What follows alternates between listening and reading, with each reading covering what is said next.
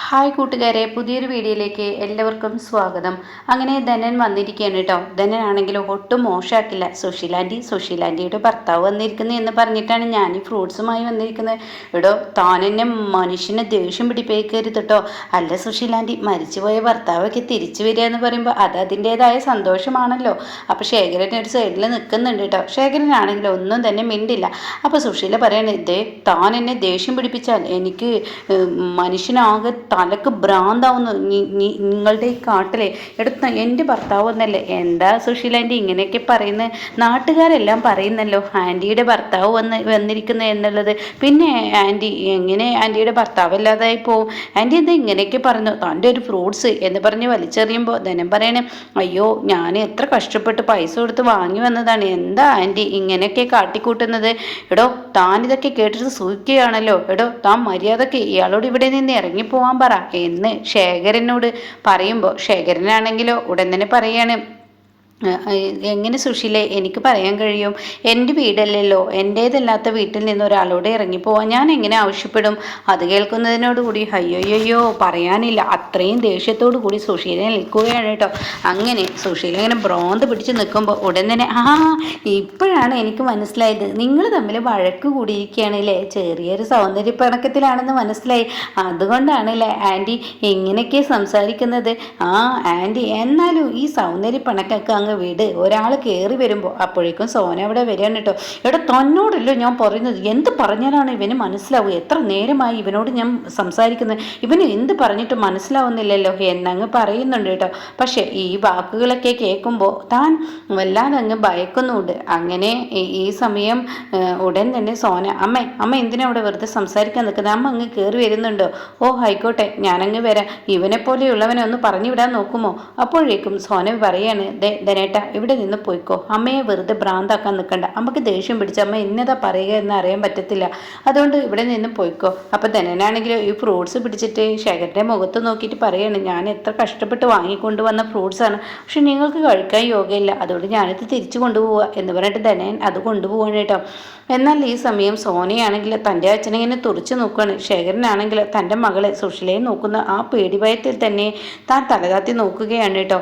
ഇതേ സമയം ഇപ്പുറത്താണെങ്കിലോ അമ്പിളി കുഞ്ഞിനെ സ്കൂളിലോട്ട് പറഞ്ഞയക്കാൻ ഒരുങ്ങുകയാണ്. അപ്പോൾ രഘു വന്നിട്ട് പറയാണ്, അമ്മവ ഇപ്പോൾ കമ്പനിയിലൊക്കെ ശ്രദ്ധ വന്നു തുടങ്ങി, ദാസങ്ങൾ വന്നാൽ ഒന്നും കൂടി കമ്പനി ഒന്നും കൂടി ഉയർത്തണം, അതാണ് 2-3 മിസ്റ്റേക്കുകൾ കമ്പനി പോവാത്തതും ഉണ്ട്, ഞാൻ പോവാത്തത് കൊണ്ട്. അപ്പോൾ ഇത് കേൾക്കുന്ന ദാസിന്, ഇത് കേട്ട ഉടൻ തന്നെ ദാസ് നോക്കിയോണ്ട് ഇത്രയും എത്തി.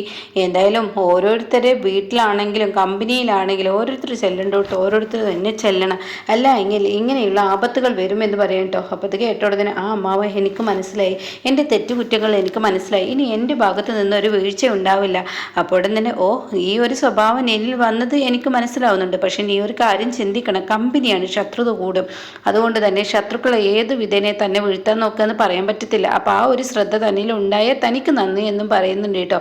ഇതേ സമയം ഈ വാക്കുകൾ കേൾക്കുമ്പോൾ ഉടൻ തന്നെ താൻ എന്താ പറയേണ്ടതെന്ന് അറിയാതെ രഘു നിൽക്കുമ്പോൾ തൻ്റെ കുഞ്ഞവിടോട്ട് വരികയാണ് കേട്ടോ. അപ്പോൾ ഉടൻ തന്നെ ലച്ചുവിനെ സ്കൂളിലോട്ട് ആക്കിക്കോളൂ രഘുവേട്ട, ഇനി സമയം വൈകത്തില്ല, സ്കൂൾ തുടങ്ങുമ്പോഴേക്കും ഇപ്പോൾ പോയാൽ എത്തുമെന്ന് പറയണേ. അത് കേൾക്കുന്ന മാഷ് പറയണേ, അങ്ങനെ കറക്റ്റ് സമയത്ത് എത്തിക്കൊന്നും വേണ്ട, കുഞ്ഞല്ലേ, കുഞ്ഞായതുകൊണ്ട് അതുകൊണ്ട് അങ്ങനെ ഇല്ല എന്ന് പറയണ കേട്ടോ. പിന്നീടാണെങ്കിലോ ഈ വാക്കുകൾ കേട്ട് താൻ വല്ലാതെ അങ്ങ് ഭയക്കുന്നുണ്ട് അമ്പിളിക്കാണെങ്കിൽ ഒരു പേടി, മാഷിനെ ഒരു പേടിയുണ്ട് കേട്ടോ. അപ്പോൾ ഈ സമയം മാഷ് പറയാണ്, എന്തായാലും വൈകുന്നേരം ഇനിയിപ്പോൾ ആരെ കുഞ്ഞിനെ കൊണ്ടുപോരുക, അത് പിന്നെ അച്ഛൻ ഞാനാ പോവുക, അച്ഛനുള്ള ഭക്ഷണമൊക്കെ ഉണ്ടാക്കി വെച്ചിട്ടേ ഞാൻ പോകത്തുള്ളൂ, അത് പിന്നെ പേടിക്കാനില്ല എന്നിങ്ങനെ പറയുമ്പോൾ ശരി ആയിക്കോട്ടെ എന്ന് പറഞ്ഞ് രഘു പുറത്തോട്ട് ഇറങ്ങുമ്പോൾ അമ്പിളിയും കൂടി ഉണ്ട് കേട്ടോ. അപ്പോൾ തൻ്റെ മുന്നിൽ കാണാം ഇവിടെ വിനയൻ തൻ്റെ മക്കളുമായി വന്നിറങ്ങുന്നത്. ഇത് കാണുന്നതിനോടുകൂടി വിനയ ഇത് വല്ലാത്തൊരു സർപ്രൈസ് ആയിട്ടുണ്ടല്ലോ, വിനയ എന്താ കുഞ്ഞുങ്ങളെ ഇവിടെ കൊടുന്നാക്കിയിരിക്കുന്നത്, എന്താണ്? അല്ല, ഞാൻ മക്കൾക്ക് നല്ല പനി, അപ്പോൾ അവരെ കൊണ്ടുപോകുമ്പോൾ ഈ വഴിക്ക് വന്നതെന്ന് മാത്രം. അത് കേൾക്കുന്നതിനോടുകൂടി ഉടൻ തന്നെ അങ്ങനെയാണോ, എന്നാൽ കയറി, അച്ഛനും ഉണ്ട് അകത്ത് എന്ന് പറയാൻ കേട്ടോ. അപ്പോൾ ഈ സമയം രഘു ആണെങ്കിലും ഞാൻ പോട്ടെ എന്ന് പറഞ്ഞിട്ട് രഘു പോകുന്നുണ്ട്. ഇതേ സമയം രഘു അങ്ങ് പോയോടൻ തന്നെ അമ്പിളി അകത്തോട്ട് വിളിച്ച് കയറ്റുമ്പോൾ മാഷ് പുറത്തോട്ട് വരികയാണ്. ആരാ അമ്പിളി വന്നിരിക്കുന്നത്? അപ്പോഴേക്കും പറയാണ് അത് നമ്മുടെ വിനയനും കുഞ്ഞുങ്ങളുമാണ്. കുഞ്ഞുങ്ങളുണ്ടോ? അപ്പോഴേക്കും കുഞ്ഞു വല്ലാതെ കരയുന്നു, ഭദ്രമോളും എല്ലാം കരയുന്നുണ്ട് കേട്ടോ. അപ്പോൾ അതിനെ കുഞ്ഞിനെ റൂമിൽ കൊണ്ടേക്ക് എടുത്തിട്ട് അമ്പിളി ചേച്ചി അവൾ വല്ലാതെ കരയുന്നുണ്ട്, അവൾക്ക് മരുന്ന് കൊടുക്കാനുണ്ട്. അമ്പിളി ചേച്ചി കുറച്ച് ചുടുവെള്ളം എടുക്കുമോ? മരുന്ന് കൊടുക്കാനാണ് ഞാൻ പോകുന്ന വഴിക്ക് ഈ സമയം ഇങ്ങോട്ടേക്ക് വന്ന് നന്നായി, അച്ഛനെയും കൂടി കാണാറായല്ലോ, അതുകൊണ്ടാണ് ഞാൻ ഇങ്ങോട്ടേക്ക് വന്നത് എന്നൊക്കെ ഇങ്ങനെ പറയുന്നുണ്ട് കേട്ടോ. അപ്പം അമ്പിളിക്ക് കാര്യങ്ങൾ ഏകദേശം പിടികിട്ടിയിരിക്കുകയാണ്.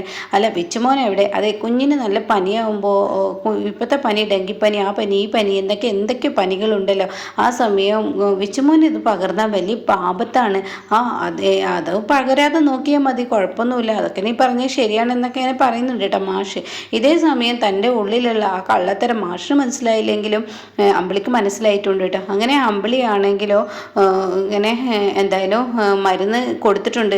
എൻ്റെ വിനയ ലച്ചുവിനും ഭദ്രക്കും ഒക്കെ കൊടുത്തു, ഭദ്രക്കും ആർച്ചക്കും ഒക്കെ കൊടുത്തു, ഇനി പേടിക്കാനൊന്നുമില്ല. എന്നാൽ അമ്പിളി ചേച്ചി ഭക്ഷണം കഴിക്കൽ കഴിഞ്ഞാൽ ഒരു മരുന്നുണ്ട്, അല്ലെങ്കിൽ വേണ്ട ഞാൻ പോകുന്ന വഴിക്ക് അവർക്ക് ഭക്ഷണം എന്തെങ്കിലും വാങ്ങിക്കൊടുത്ത് ഞാൻ മരുന്നൊക്കെ കൊടുത്തോളാം എന്ന് പറയുമ്പോൾ അത് വേണ്ട, നീ പുറത്ത് പോയി ഭക്ഷണം കൊടുക്കൊന്നും വേണ്ട മക്കൾക്ക്, ഇവിടെ തന്നെ ഞാൻ ഉണ്ടാക്കി തരാം, നീ അവിടെ നിൽക്കുകയെന്ന് പറയുമ്പോൾ ശരി അമ്പിളി ചേച്ചി എന്ന് പറയുമ്പോഴേക്കും അയ്യോ എനിക്ക് ഭക്ഷണം വേണമെന്നില്ല, ഞാൻ 10 മിനിറ്റ് എൻ്റെ വീട്ടിലോട്ട് എൻ്റെ കടയിലോട്ടൊന്ന് പോയിട്ട് വരട്ടെ, അപ്പോഴേക്കും മക്കൾക്ക് ഭക്ഷണം കൊടുത്ത് അമ്പിളി ചേച്ചി ഇതാക്കിയാൽ മതി.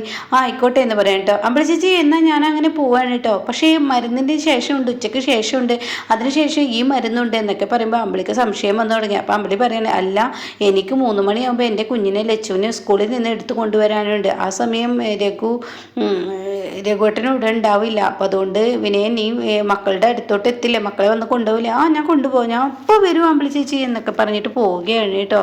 ഇതേ സമയം രഘു കടയിലെത്തിയിരിക്കുകയാണ്, രഘു സ്കൂളിലെത്തിയിരിക്കുകയാണ്. സ്കൂളിൽ ഇങ്ങനെ കൊടുന്നാക്കുന്ന സമയത്ത് ഇന്നലെ സുശീല കുഞ്ഞിനോട് സംസാരിച്ച ആ സംസാര രീതികളുണ്ടല്ലോ, കുഞ്ഞു പഠിക്കൊന്നും വേണ്ട എന്നുള്ളത് ആ നഴ്സറിയിൽ പറഞ്ഞില്ലേ ആയോട്, അപ്പോൾ അവർ അനുപമയോട് പറയാണ് ഇങ്ങനെയൊന്നും പറ്റത്തില്ല കേട്ടോ, കുഞ്ഞിനെ ഇങ്ങനെ എടുത്തു കൊണ്ടുപോകുമ്പോൾ ഇങ്ങനെയുള്ള സംസാരം, അമ്മയുടെ ഇത് നോക്കണ്ട, എന്തുണ്ടെങ്കിലും കുഞ്ഞിനെ കുറിച്ചുള്ള പരാതികൾ ഞങ്ങളോടും എന്നോടും എൻ്റെ ഇന്ദ്രേട്ടനോട് പറഞ്ഞാൽ മതി എന്ന് അനുപം പറയാൻ കേട്ടോ. അപ്പോഴാണ് രഘു കയറി വരുന്നത്. രഘുവേട്ട എന്ന് പറയുന്നുണ്ട്, എന്തായാലും ക്ലാസ് തുടങ്ങാറായി, ഞാൻ കൊണ്ടുപോട്ടെ എന്ന് പറയുന്നുണ്ട്.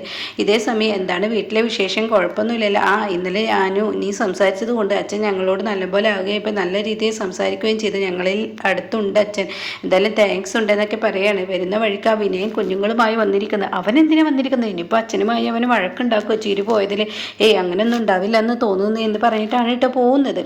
ഇതേ സമയം ലംബോദരൻ പറയാണ് എന്തൊരു പണിയാണ് കാണിച്ചത്, നമുക്കൊപ്പം പോയിരുന്നു. അപ്പോൾ ലതികയും പറയുന്നുണ്ട് നമുക്കൊപ്പം പോയിരുന്നു. അപ്പോൾ ലംബോദരൻ പറയണേ അതിന് നമ്മളെ ആരെയും കുറ്റം പറഞ്ഞിട്ട് കാര്യമില്ല, ഈ പറയുന്ന നിൻ്റെ മകനെ സ്വയം ഇഷ്ടത്തിന് മക്കളെ ഡോക്ടറെ അടുത്ത് കൊണ്ടുപോവുകയും വരികയൊക്കെയല്ലേ ചെയ്തിരിക്കുന്നത്, ആരെയും വിളിച്ചില്ലല്ലോ, അവൻ്റെ പെരുമാറ്റം അങ്ങനെയല്ലേ. അപ്പോഴേക്കും ലതിക പറയണേ എനിക്ക് പേടിയാവണം അവൻ്റെ പെരുമാറ്റം, ചീരി പോയതിൽ ആ മക്കളോട് ദേഷ്യം കാണിക്കുന്നത് പോലെയാണ് എനിക്ക് തോന്നുന്നത്, അത് പേടിക്കേണ്ടതുണ്ട് എന്ന് പറയുമ്പോൾ കാണാൻ വിനയൻ അവിടെ വരുന്നു കേട്ടോ. അപ്പോഴേക്കും ലംബോദരൻ പറയണേ ഇനി പേടിക്കണ്ട, നിൻ്റെ മകൻ അവിടെ വന്നിട്ടുണ്ട് എന്ന് പറയട്ടോ. അപ്പം ഇങ്ങനെയൊക്കെയുള്ളൊരു എപ്പിസോഡാണ് ഇപ്പോൾ ലാസ്റ്റ് വന്നിരിക്കുന്നത്.